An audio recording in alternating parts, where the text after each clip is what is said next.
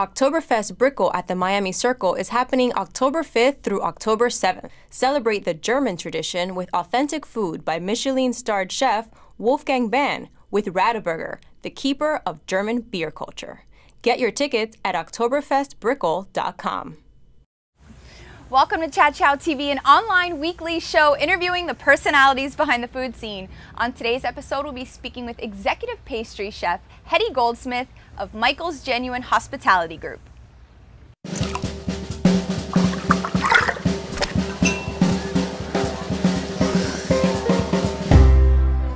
What are we drinking? Well, I have a passion for bourbon, and we just wrapped up Bourbon Month. And I'm continuing. We're drinking Bullet Manhattans. All right. With rosemary-infused Amorini cherries. Sounds like a tribute to Michael's Genuine a little bit. Cheers. Cheers. To that. Yum. These are delicious. This might not last very long. Yeah. How did you get such a delicious job? I do have the most delicious job in the world. Exactly. I'm surrounded by sugar and chocolate all day. Well, this particular job, Michael and I go way back from the days of Nemo, years and years ago. And when Michael was opening MGFD, he asked me to join him, I think about 2-3 months into opening. And I joined it, and I've never turned back. So I've been with him in this restaurant for about 5 years. You've got your first book coming out October 2nd, Baking Out Loud. We've got it here with us. I had to wear gloves to hold it today. I'm just letting you know. Exactly. Oh, wait, I see a There's fingerprint. A little schmutzy. How excited are you? I'm beyond excited. That doesn't even, cover it. My feet haven't touched down. Yeah. It's surreal. And what do you want people to take away from this book? What do we have inside? I know you've got a little intro video. I want people to realize that, you can have fun baking. Baking is such an intimidating process for so many people, but I don't want it to be intimidating. I want people to have fun.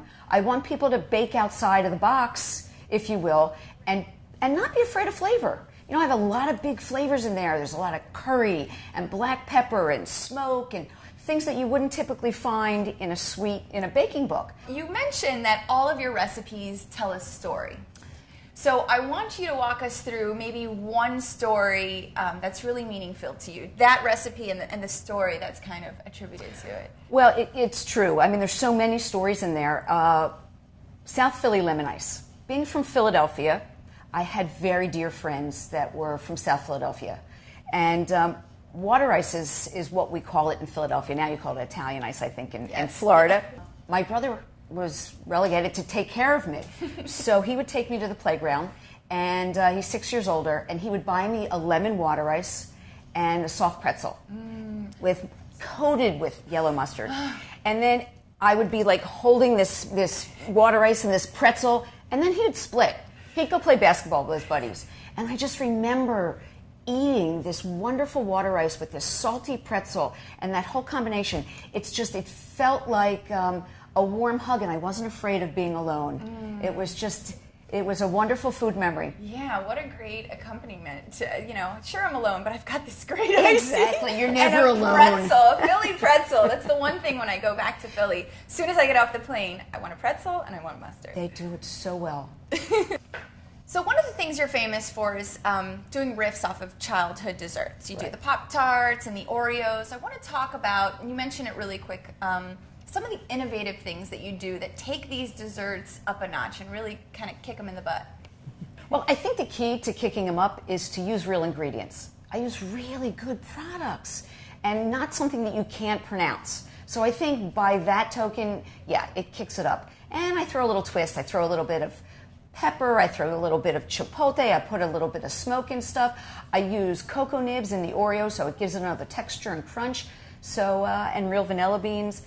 Using really good products is the key. Sounds so simple, right? It is. Real ingredients. A lot of chefs tend to keep things out, or that one key secret ingredient in their recipe. And what did you have a comment on that? Absolutely not. I'm in the restaurant all the time, and if you bought the book and you baked something and it didn't turn out the way you know that it's supposed to taste, no, you're going to give me all kinds of riff about that. What's up No, with this? what's up with that? So no, I don't. And the good thing about it is I want people to be excited about baking and for it to taste good and for it to taste exactly like they want it to taste. So no, I'm not that old school It's all chef. in there. Yeah, it's in there. What's the first recipe that you'd say you'd want them to flip to and try? Oh, that's a really good question. My favorite recipe in this book, and it's not it's made by hand, which I love, and it's simple, and it's very, it's kind of rustic. It's the anise almond biscotti. I know you love biscotti. I love biscotti.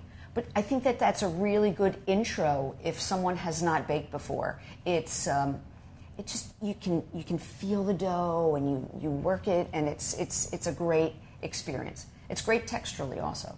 Last question. This is kind of a fun one. Have Okay. you ever tried to figure out what your porn star name is?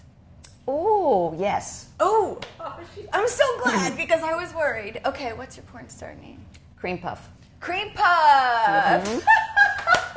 I love it. Cream Puff. And on the Cream Puff, let's have a final cheers. As long as I can wear heels. Oh, nothing sexier than a woman in heels. Cheers. Cheers.